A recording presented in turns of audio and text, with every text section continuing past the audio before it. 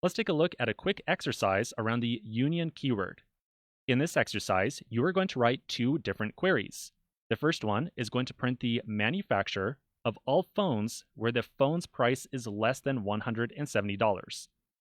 The second query you're going to write out is going to print the name of all manufacturers that have created more than two phones. You're then going to join these two results set together by using the union keyword. Two important notes before you try this. First off, you do not need to wrap these two different queries with parentheses. In this environment, when we run our SQL, it's being executed on a different database than Postgres. And there are some very, very subtle differences between the database that is being used here and Postgres. One of which is that we can't really use any parentheses when using the union keyword. So you will not use any parentheses here.